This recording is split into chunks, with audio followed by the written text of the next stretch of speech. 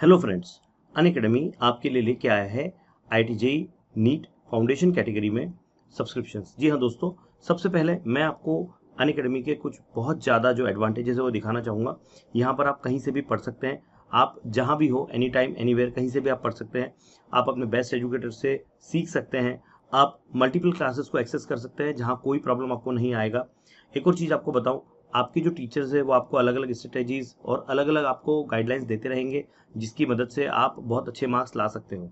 Unlimited quiz हो सकते हैं, साथ ही में आप अपने खुद भी क्विज के होस्ट बन सकते हो। जी हाँ, आप चाहो कि अपने दोस्तों का आपको क्विज लेना है तो होस्ट बन के आप क्विज ले सकते हो। स्टडी मटेरियल आपको PDF के फॉर्म में मिल जाता है और डाउट क्लियरिंग सेशन आपके लिए अवेलेबल हो। तो दोस्तों, बिना देरी किए आपको लेना है अनअकैडमी का सब्सक्रिप्शन। जी हाँ दोस्तों, तो सब्सक्रिप्शन की जो डिटेल्स है वो हम देख लेते हैं। आप देख सकते हैं कि अभी जो सब्सक्रिप्शन के जो रेट्स है वो बहुत कम हो गए हैं। जी हाँ दोस्तों, एक साल के लिए पहले हमको 17,500 पे करना होता था, अब 13,750 पे करना है। और अगर आप पवन वाह कोड यूज कर लेते हो तो आपको 10% का वहाँ डिस्काउंट मिल जाएगा। और अगर आप 2 ईयर्स के लिए सब्सक्रिप्शन लेते हो तो आपको 19,250 पे करना है। लेकिन अगर पवन वाह कोड यूज कर लोगे तो आपको वहां पर भी 10% का डिस्काउंट मिल जाएगा। तो दोस्तों, बिल्कुल देरी मत कीजिए, जल्दी से सब्सक्रिप्शन ले लीजिए और अपनी फाउंडेशन की, आपकी IIT JEE की और आपकी नीट की तैयारी अभी से शुरू कर दीजिए। आप प्लस और आइकॉनिक दो तरह के सब्सक्रिप्शन अवेलेबल हैं। आप दोनों में से जो भी सब्सक्रिप्शन लेना चाहो ले सकते हो। दोनों की प्राइसेस आपके सामने हैं, तो बिल्कुल देरी मत कीजिए, let's crack it. Hello everyone, welcome to Pavan Bagh academy. I hope students सब लोग अच्छे होंगे। देखिए, हम लोग ऑलरेडी क्लास 12 के 11 चैप्टर कंप्लीट कर चुके हैं। लास्ट चैप्टर हम लोगों ने कंप्लीट किया था एनहांसमेंट ऑफ फूड प्रोडक्शन वाला, और उसका क्वेश्चन डिस्कशन सेशन भी मैंने कंप्लीट करवा दिया था आप लोगों को। और आज से हम लोग अपना न्यू चैप्टर स्टार्ट करने जा रहे हैं, that is bio technology. Biotechnology chapter को ऑलरेडी आप लोग क्लास 9th में और 10th में पढ़ के आए हैं। 11th में नहीं था इतना आप लोगों का, लेकिन 9th और 10th में काफी पूरा पूरा चैप्टर आपको दिया गया था। तो एक्चुअली में अगर हम बायोटेक्नोलॉजी की बात करें तो क्या होती है बायोटेक्नोलॉजी? टेक्नोलॉजी का मतलब तो आप लोग जानते ही हैं, जो नई नई साइंस आ रही है, नई नई डिस्कवरीज हो रही है, दैट इज टेक्नोलॉजी, राइट? जो हमारे काम को आसान करे। Now what is bio? Bio means जो हम लोग यहाँ पर लिविंग थिंग्स का यूज करके, लिविंग थिंग्स के प्रोडक्ट, सेल्स, ऑर्गन्स, इन सारी चीजों का यूज करके जो टेक्नोलॉजी हम लोग नई लेके आए, दैट इज बायोटेक्नोलॉजी। यही लिखा हुआ है कि बायोटेक्नोलॉजी वर्ड से आप ऑलरेडी अवेयर हैं, ऑलरेडी 9th और 10th में मैंने बताया है, समझाया भी है। एक्चुअली में क्या है, that is a interaction between the biological science and technology. जो हमारी बायोलॉजिकल साइंस है, बायोलॉजिकल साइंस आप लोग समझते ही हैं यहाँ पर, biological science in the sense जो लिविंग लिविंग ऑर्गेनिज्म की साइंस है। और टेक्नोलॉजी को जब हम लिविंग ऑर्गेनिज्म और टेक्नोलॉजी को कनेक्ट कर देंगे, that is biotechnology. It is in fact N applied branch of biology, and the term biotechnology was first used by Carl Ehrlich in 1919 to describe a process for large scale production of pigs. इन्होंने सबसे पहले biotechnology के word को describe किया ताकि ज्यादा से ज्यादा पिग्स का लार्ज स्केल पर प्रोडक्शन कर सके। क्योंकि पहले के टाइमिंग पर क्या था, जो पिग्स का नंबरिंग है ना, वो डिक्रीज होता जा रहा था due to change in environment and बहुत सारी चीजें होती है कंडीशंस की वजह से। लेकिन अब वो चाहते थे कि भाई पिग्स कहीं ना कहीं एज अ मीट हम लोगों का वर्क करता है, लोग पिग के मीट को खाते हैं, ज्यादा फैट और प्रोटीन मिलता है। तो उन्होंने सोचा कि क्यों ना हम पिग्स का लार्ज स्केल पर प्रोडक्शन करें। तो अब हम लोग यहाँ पे स्टार्ट करते हैं बायोटेक्नोलॉजी। सबसे पहले इसकी डेफिनेशन देख लेते हैं, that is defined by a different organization in different ways. It is been broadly defined as, इसकी जो मेन डेफिनेशन है वो देख लीजिए, the development and utilization of biological forms, products or processes for obtaining maximum benefits to man and other forms of life। इसमें बोला गया है कि हमारे पास कोई भी बायोलॉजिकल फॉर्म है, कोई भी उसके प्रोडक्ट है, या कोई भी प्रोसेसेस जब हम इसका डेवलपमेंट करते हैं और यूटिलाइजेशन करते हैं, किसके लिए? इंसानों के लिए या फिर अदर जो लिविंग ऑर्गेनिज्म हैं उनके बेनिफिट के लिए। इसी पूरी टेक्नोलॉजी को हम लोग कहते हैं biotechnology. And according to OECD, Organization for Economic Cooperation and Development 1981, what is the full form of OECD? ये कई बार आपके एग्जाम में पूछ चुके हैं। OECD, Organization for Economic Cooperation and Development 1981। अब इनके तहत यानी कि इन्होंने इस ऑर्गेनाइजेशन के अकॉर्डिंग क्या डेफिनेशन दी? It is the application of scientific and engineering principles to the processing of materials by biological agents to provide goods and service to the human welfare. ये एक ऐसी एप्लीकेशन है जिसमें साइंटिफिक और engineering के principal दोनों mix हो जाते हैं, क्योंकि टेक्नोलॉजी जो स्पेशली हम लोग का रिलेटेड है वो इंजीनियरिंग से रिलेटेड है। साइंटिफिक में हम लोग की लिविंग थिंग्स के प्रोडक्ट आ जाते हैं। तो ये किस दोनों का एप्लीकेशन है? साइंटिफिक और इंजीनियरिंग दोनों का एप्लीकेशन या प्रिंसिपल्स है। और इसमें हम लोग जो यूज करते हैं वो बायोलॉजिकल एजेंट्स या बायोलॉजिकल एजेंट्स के जो प्रोडक्ट्स हैं उसका यूज किया जाता है, ताकि हम ज्यादा से ज्यादा गुड्स और सर्विसेज को प्रोवाइड लोगों के भले के लिए कर सकें। This is biotechnology, definition of biotechnology. अब आप देख लीजिए अपने अकॉर्डिंग, आपको जो अच्छी लगे वो आप देख लीजिए। अगर एग्जाम में आए अकॉर्डिंग टू OECD तो ये वाली डेफिनेशन लिख के आइए।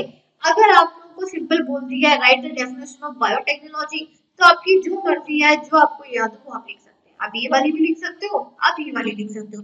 लेकिन अगर एग्जाम में स्पेशली डिफाइन कर दिया अकॉर्डिंग टू OECD तो फिर आपको ये लिखनी पड़ेगी।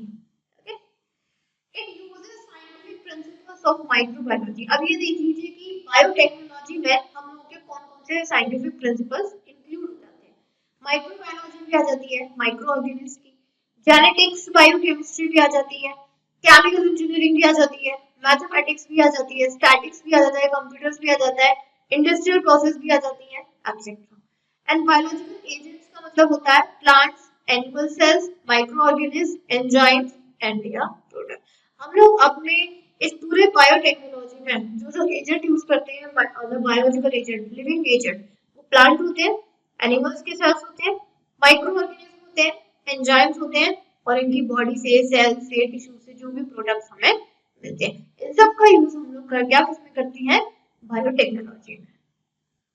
And the history of origin of biotechnology is as old as human civilization। और ये जो बायोटेक्नोलॉजी का ओरिजिनेशन है ना, ये समझ लीजिए ये तभी से है जब ह्यूमन सिविलाइजेशन शुरू हो गया था। बस फर्क इतना था कि पहले जो लोग चीजों को, नई नई चीजों को डिस्कवर करते थे, राइट, उसके बारे में उन्हें पता नहीं होता था, बाय चांस गलती से डिस्कवर हो जाती थी। जैसे कि न्यूटन के सर पर सेब गिरा तो ग्रेविटी डिस्कवर हो गई। क्या उनको पता था कि ये कुछ इस टाइप का कुछ टेक्नोलॉजी आएगा, that gravity attracts towards itself? कुछ ऐसा था? नहीं था। जो पहिया है, पहिए का पूरा व्हील का इन्वेंशन हुआ, वो एक बार आदि मानव जो थे, ओल्ड ह्यूमंस, वो क्या कर रहे थे, एक पेड़ था, नहीं कुछ मतलब पत्थर सा था जो कि गोल राउंड शेप में था, उसको ले जा रहे थे, ढलाना ही वो ऐसे से नीचे अपने आप चला गया। क्या उन्हें पता था कि ये टेक्नोलॉजी है? नहीं पता था। बस यहाँ पर क्या है, ओरिजिनेशन बायोटेक्नोलॉजी का। और या फिर हाँ, बायोटेक्नोलॉजी की बात करें तो टेक्नोलॉजी के एग्जाम्पल दे दी, बायोटेक्नोलॉजी के एग्जाम्पल ले लो। पहले लोग बाग कीड़ों को, मकोड़ों को, एनिमल को ऐसे खाया देते बिना पकाए। फिर उन्होंने फायर सीख ली तो फायर से फिर पका के खाने लगे। फिर पका के खाने के बाद एक और चीज उन्हें मिली, अरे इसकी खाल निकाल देते हैं, स्किन निकाल देते हैं, फिर उसका मीट खाते हैं। बस क्या है ये? बायोटेक्नोलॉजी है। उन्हें सीड एग्रीकल्चर का प्रोडक्शन किया। फिर उन्होंने सोचा अगर हमें एग्रीकल्चर और अच्छा करना है तो क्यों ना हम इसमें खाद वगैरह डालें। क्या है ये बायोटेक्नोलॉजी है। बस फर्क इतना है कि प्रेजेंट टाइम पर हम लोग इसको वर्ड से जानते हैं, पहले के टाइम पर उस चीज को नहीं जानते थे, बस अचानक से काम हो गया, अरे यार चमत्कार हो गया। पहले के जमाने में कहते थे चमत्कार हो गया, नॉट अ चमत्कार, इट्स अ बायोटेक्नोलॉजी। तो ओरिजिनेशन बात करें बायोटेक्नोलॉजी को तो ह्यूमन सिविलाइजेशन से ही है, बस चमत्कार के रूप में था। Development of biotechnology in terms of its growth occurred in two phases। अब इसके ग्रोथ के बेसिस पर जो बायोटेक्नोलॉजी का डेवलपमेंट हुआ है, टू फेज पर हुआ है। एक हुआ है ट्रेडिशनल बायोटेक्नोलॉजी, एक हुआ है मॉडर्न बायोटेक्नोलॉजी। हम लोग मेनली जो इस पूरे चैप्टर में पढ़ेंगे बायोटेक्नोलॉजी के बारे में ही पढ़ना है और दो फेजेस में इनका डेवलपमेंट हुआ है, एक ट्रेडिशनल और एक मॉडर्न। सबसे पहले ट्रेडिशनल स्टार्ट करते हैं। ट्रेडिशनल का मतलब तो आप लोग जानती है पुरानी रीति रिवाज, हिंदी में प्योर हिंदी में बोलते हैं पुराने रीति रिवाज, ट्रेडिशनल। ओल्ड बायोटेक्नोलॉजी क्या बोलेंगे इसे, old biotechnology was primarily based on fermentation technology using microorganisms as in the preparation of curd, ghee, soma, vinegar, yogurt, cheese, making wine, etc. पहले के जमाने में जो ओल्ड बायोटेक्नोलॉजी थी ना वो बेस्ड थी फर्मेंटेशन पे। फर्मेंटेशन का मतलब है कि कर्ड, घी, सोमा, विनेगर, योगर्ट, चीज और वाइन वगैरह बनाने के लिए वो यूज करते थे माइक्रो ऑर्गेनिज्म का। किसका यूज करते थे, माइक्रो ऑर्गेनिज्म का यूज करते हैं। माइक्रो ऑर्गेनिज्म फर्मेंटेशन की प्रोसेस करते हैं और इसमें से कोई भी प्रोडक्ट तैयार हो गया। मदर को भी देख लीजिए, जैसे हम लोग पहले जैसे कोई भी किसी को ईस्ट के बारे में नहीं पता कि ईस्ट को हम लोग डालें तो हम लोग की जो ब्रेड वगैरह है वो बन सकती है, नहीं पता था पहले के लोगों को। मदर वगैरह क्या करती थी, घर में ही जो बेकिंग पाउडर आता है, एक्चुअली में वो होता तो वही है ना, बेकिंग पाउडर यूज करती थी। तो वो बना तो माइक्रो ऑर्गेनिज्म से ही है, ऐसा तो है नहीं वो कि नई चीज से बना तो माइक्रो ऑर्गेनिज्म से ही है, बट डिफरेंस है मदर को नहीं पता था, मदर अपने हिसाब से चलती है। It became an art of kitchen in the Indian houses.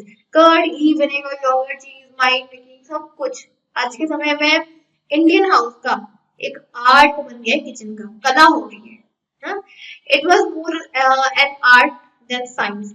मतलब कहते हैं ना, तुम्हें क्या आता है बनाना, मुझे ढोकला आता है, मुझे चीला आता है, मोमोज वगैरह समोसे ये सब आता है, तो क्या है, अरे यार इसको तो सब कुछ आता है, क्या कला है। मतलब साइंस नहीं मानेंगे कि साइंस की वजह से ही हो रहा है, मैंने उसमें ईस्ट डाला, ईस्ट पाउडर डाला, मैंने उसको बॉईल किया, मैंने ये किया ना, कला है, इतने सारे पकवान आते हैं बनाने। तो मतलब एक साइंस से ज्यादा क्या है, इसको कला मानते हैं लोग इंडियन में।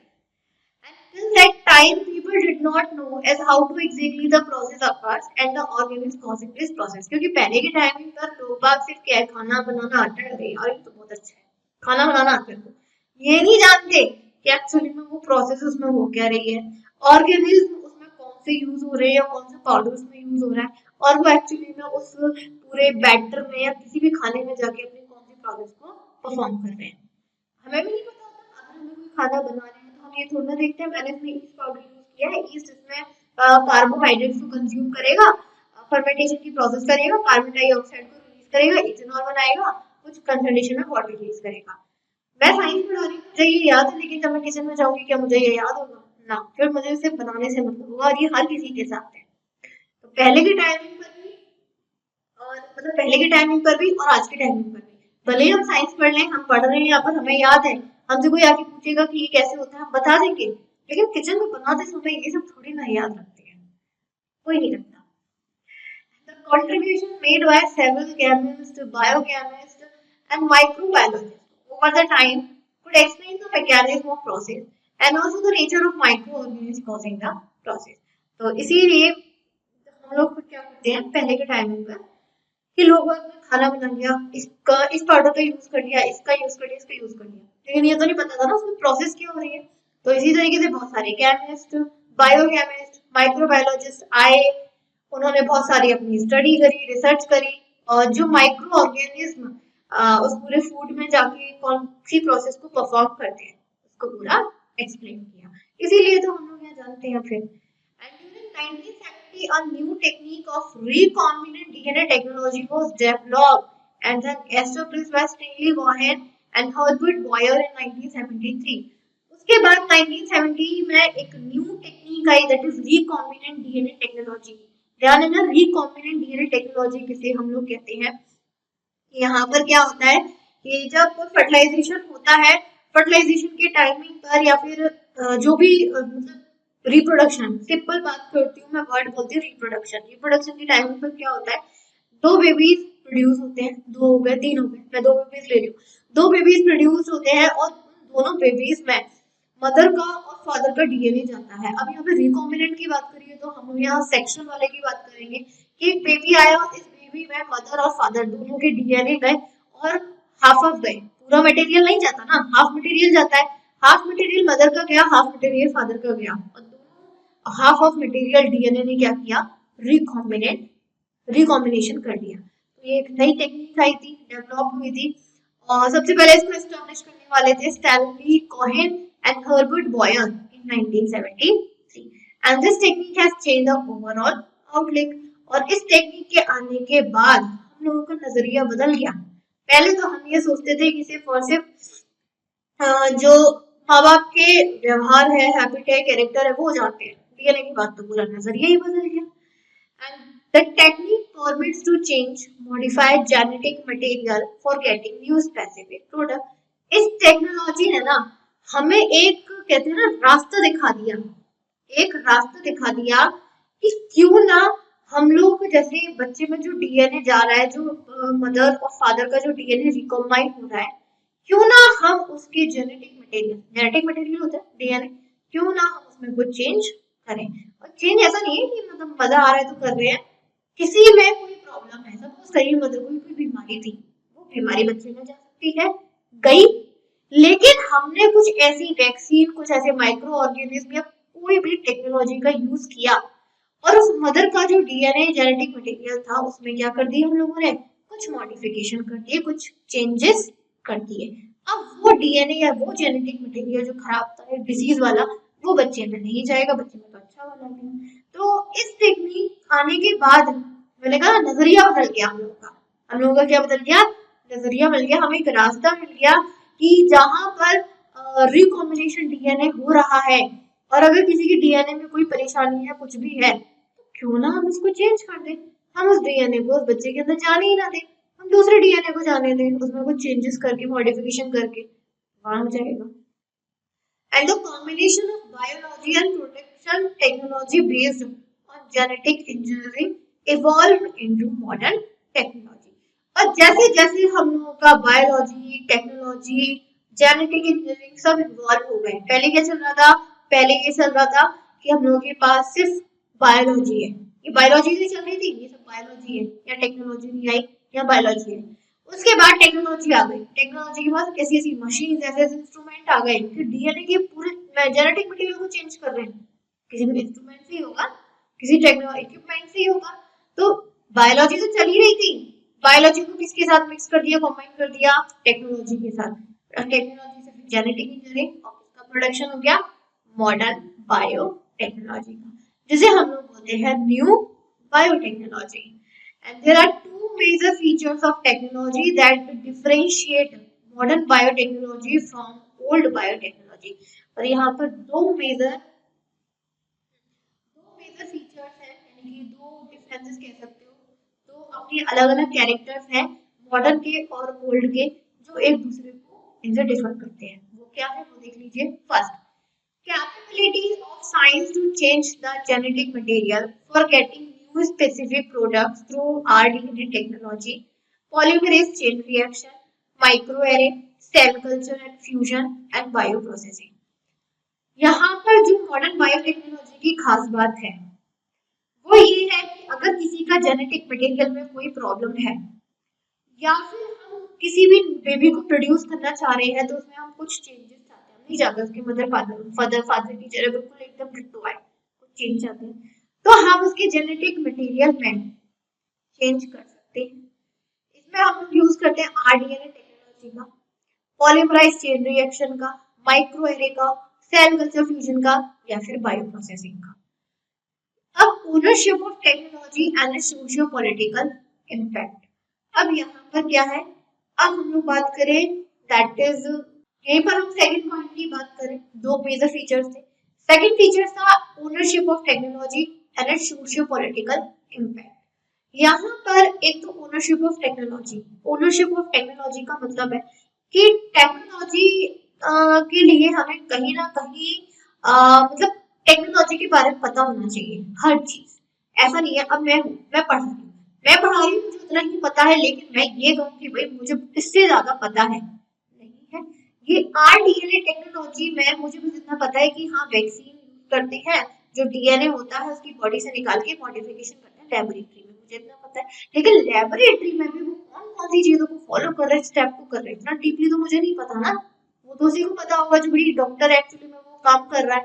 तो ओनरशिप ऑफ टेक्नोलॉजी बहुत जरूरी है। इसके अलावा ये पता होना चाहिए दैट उसका, इस टेक्नोलॉजी का हमारे सोशियो पॉलिटिकल क्या इम्पैक्ट होगा, इम्पैक्ट मतलब क्या असर पड़ेगा। तो इन दोनों पॉइंट की वजह से हम लोगों की मॉडर्न और ओल्ड टेक्नोलॉजी क्या है, एक दूसरे से डिफर होती है। And now the conventional industries, pharmaceutical industries, agro industries, food industries, इनका जो मेन फोकस है ना, वो हम लोग का बायोटेक्नोलॉजी से बहुत सारे प्रोडक्ट्स को प्रोड्यूस करने पर है।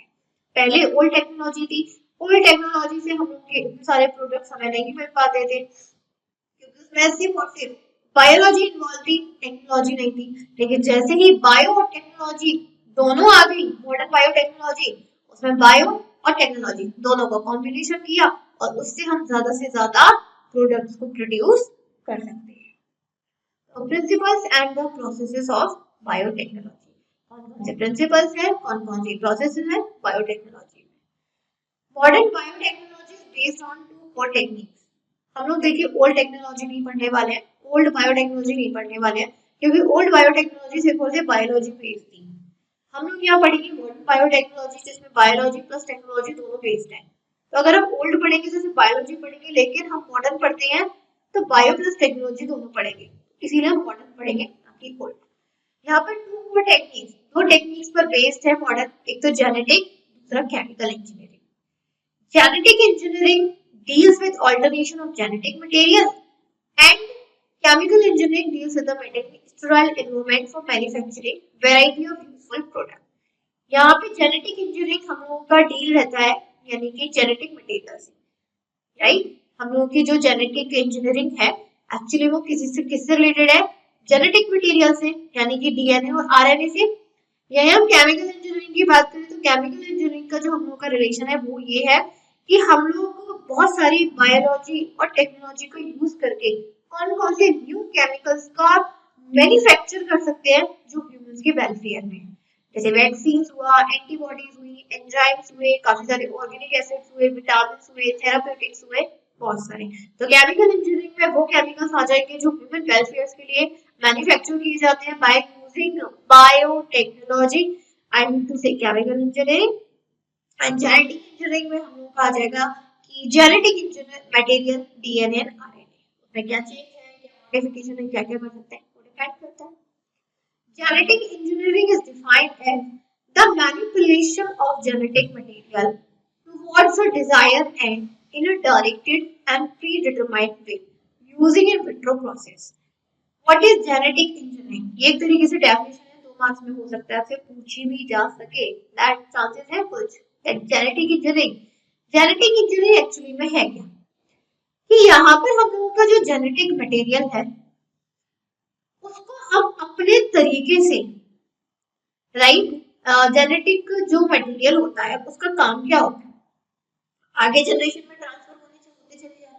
What is the use of genetic material, आगे जनरेशन में ट्रांसफर होते चले जाना, चाहे डीएनए हो चाहे आरएनए हो, और फिर उस बच्चे में भी अपने कैरेक्टर्स को शो करना, यही होता है जेनेटिक मटेरियल। लेकिन जैसे कि मैंने अभी आपको एक एग्जांपल दिया कि मदर और फादर की जेनेटिक मटेरियल में कोई प्रॉब्लम है, कोई जेनेटिक डिसीज है कि कुछ भी है नहीं, लेकिन अगर आप उसी जेनेटिक मटेरियल में कुछ मैनिपुलेशन करते हैं, मैनिपुलेशन आप लोग समझते हैं ना, कुछ बदलाव करते हैं, मैनिपुलेशन कुछ बदलाव करते हैं अपने हिसाब से, डिजायर जो हम चाहते हैं, बाय यूजिंग विट्रो प्रोसेस, बहुत सारी प्रोसेस होती है। एंड देन हम लोग फिर उसको किसी भी दूसरे जो बेबी वगैरह, किसी कोई भी जो न्यू बेबी हम प्रोड्यूस करना है उसमें हम लोग क्या करते हैं, डायरेक्टेड करते हैं, that is genetic engineering. And manipulation of genes involve repairing of the defective gene, replacing of defective gene by healthy gene or normal gene. और मैनिपुलेशन में एक्चुअली में क्या आ जाता है, मैनिपुलेशन का मतलब मैंने क्या बताया, बदलाव। क्यों हो सकता है किसी के जीन डिफेक्टिव हो, मदर या फादर के, अब वही डिफेक्टिव जीन बच्चे में जाएंगे तो उसके अंदर भी डिफेक्टिव आ जाएगा। हो सकता है किसी के उनको रिप्लेस करना है हेल्थी जीन से, यानी कि अगर किसी के डिफेक्टिव जीन है और उनको रिपेयर करना है या रिप्लेस करना है, दो है, या तो रिपेयर भी कर सकते हैं by using some vaccine and enzyme, या फिर उनको बिल्कुल ही रिप्लेस कर दें किससे, हेल्थी जीन या फिर नॉर्मल जीन से। And artificially synthesising of totally new gene transfer of gene into a new location और इनटू अ न्यू ऑर्गेनिज्म। और आर्टिफिशियल ये जो न्यू जीन बनाए जाते हैं ना एकदम हेल्थी और नॉर्मल, ये आर्टिफिशियली बनाए जाते हैं। ये और बता देती हूँ पहले से कैसे बनाए गए हैं, आर्टिफिशियली बनाए गए हैं, फिर उनको न्यू ऑर्गेनिज्म ट्रांसफर किया जाता है। वो वहाँ पे जो डिफेक्टिव जीन है वो तो ट्रांसफर नहीं कर सकते, या उनको रिपेयर करिए या फिर रिप्लेस करिए। रिपेयर कर रहे हैं तो कुछ वैक्सीन और एंजाइम देने पड़ेंगे उसकी बॉडी के अंदर जो प्रॉब्लम कर सकते हैं, लेकिन सबसे बढ़िया रिप्लेस कर दो। रिप्लेस करने से क्या होगा, उस पुराने जीन का किस्सा ही खत्म है, किस्सा ही खत्म है इसका। तो उसके अंदर न्यू ऑर्गेनिज्म के अंदर न्यू जीन ट्रांसफर करने के बाद डिफेक्टिव जीन का बात ही खत्म, कोई चांस ही नहीं है। And introducing an altogether new gene manipulation of gene for improvement of living organism। यहाँ पे हम जीन इंट्रोड्यूस करवाते हैं या फिर जीन में मैनिपुलेशन करते हैं, वो इसीलिए करते हैं ताकि लिविंग ऑर्गेनिज्म का कुछ इम्प्रूवमेंट हो सके। Combining of gene from two organisms altering the genotype, that is gene cloning, etc. Combining of gene from two organisms, यहाँ पर क्या होता है कि दो ऑर्गेनिज्म का जीन कॉम्बाइन होता है। जैसे कि अगर मोस्टली बात है कि जितने भी हम लोगों के हायर एनिमल्स हैं वो सेक्सुअल रिप्रोडक्शन फॉलो करते हैं। सेक्सुअल रिप्रोडक्शन में हम लोगों का दो ऑर्गेनिज्म का इन्वॉल्वमेंट होता है, एक मदर का और एक फादर का, और दोनों के जीन को क्या है कॉम्बाइन होता है, दोनों के जीन कॉम्बाइन होते हैं, राइट। तो एक तरीके से क्या है यहाँ पर जो जीन है वो अपनी क्लोनिंग बनाता चला जाता है। जैसे मदर का जीन बच्चे में गया, फादर का भी जीन बच्चे में गया, लेकिन बच्चा तो डेवलप होता है, पहले जाइगोट था, सिंगल सेल था, सिंगल सेल के बाद फिर यहाँ पर जाइगोट सॉरी एक सेकंड, पहले जाइगोट बना, जाइगोट से एम्ब्रॉय बना, एम्ब्रॉय से फीटस में बना। तो जब जाइगोट था, सिंगल सेल था, तो सिंगल सेल क्या करता है अपनी एक न्यू सेल्स की क्लोन बनाता चला जाता है। तो जीन भी क्या करते हैं अपने क्लोन बनाते चले जाते हैं और उसके पूरे फीटस में बहुत सारे स्प्रेड हो जाते हैं। Therefore, genetic engineering is alternately called recombinant DNA technology और जीन क्लोनिंग। तो हम लोग कहीं ना कहीं जेनेटिक इंजीनियरिंग को रिकॉम्बिनेंट डीएनए टेक्नोलॉजी तो कहते हैं, इसके अलावा जीन क्लोनिंग भी कह सकते हैं। जीन क्लोनिंग मैंने बता ही दिया क्यों कहेंगे, जब जाइगोट बना तो जाइगोट के अंदर मदर और फादर के वो जीन थे जो कॉम्बाइन हो चुके हैं। अब जाइगोट एम्ब्रॉय में जाएगा, यानी कि उसने अपने नंबर ऑफ सेल्स बनाने हैं, प्रोड्यूस करने हैं डिवाइड करके, तो जो जीन है वो भी तो अपने डिवाइड करके क्लोन बनाएगा, that is why gene cloning. Now the technique of gene cloning and our DNA technology, थोड़ा सा डिटेल में पढ़ लेते हैं कौन सी है ये हमारी जीन क्लोनिंग और our DNA technology. In gene cloning, a gene of known function can be transferred from its normal location into a cell via switchable vector। देखिए यहाँ पे क्या होता है, यहाँ पे एक एग्जांपल के थ्रू समझाती हूँ फिर आ जाएगा समझ में। सपोज करिए कि किसी पर्सन के अंदर कोई जीन डिफेक्टिव हो गया है, राइट, डिफेक्टिव हो गया है, वो आपका जो जीन वो आपकी बॉडी में जो फंक्शन कर रहा था वो नहीं कर पा रहा है। अब या तो इसे रिप्लेस करिए या रिपेयर हो नहीं सकता तो इसको रिप्लेस करना है। तो रिप्लेस करने के लिए हम क्या करेंगे कि इसकी बॉडी का जो जीन निकाला गया है बाहर की साइड और जो फंक्शन कर रहा था उसी के same as it is clone gene को हम इसकी बॉडी में इंट्रोड्यूस कराएंगे किसी वेक्टर के थ्रू, किसी टेक्निक के थ्रू, और वो वही फंक्शन करेगा जो उसकी बॉडी में जो रियल जीन था वो करना था। And the transferred gene is replicated normally and is handed over to the next progeny। अब जो जीन हम लोगों ने हेल्थी जीन उसकी बॉडी में ट्रांसफर कर पाया है वो उसकी बॉडी में आसानी से कितना सेटल हो गया, यहाँ पर बड़े अच्छे से बस गया, सेटल हो गया। सेटल होने के बाद जो उसको रेप्लिकेशन करना चाहिए, अपनी फर्दर डिवीजन की प्रोसेस करनी चाहिए, वो नॉर्मली करेगा। एंड देन उसको जरूरत पड़ेगी तो जो नेक्स्ट उसकी प्रोगेनी है, जो उसका बेबी आएगा, ऑब्वियस सी बात है वो उसमें भी ट्रांसफर होगा, कोई प्रॉब्लम नहीं है। एक्स्ट्रा इंफॉर्मेशन है, John E Smith 1996 gave definition of genetic engineering as a formation of new combination of hereditary material by the insertion of nucleic acid molecule produced by whatever means outside the cells। काफी बड़ा paragraph है तो पहले एक point एक line में समझा देती हूँ।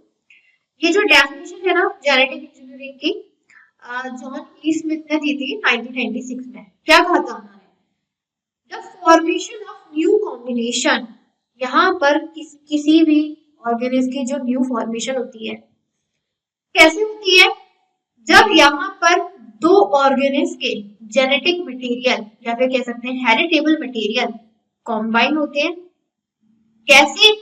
उनके अंदर जो न्यूक्लिक एसिड है, molecule produced by whatever means outside the cells into any virus, bacteria, plasmid or the vector system, so as to allow their incorporation into a host organism in which they do not occur naturally but in which they are capable of continued propagation.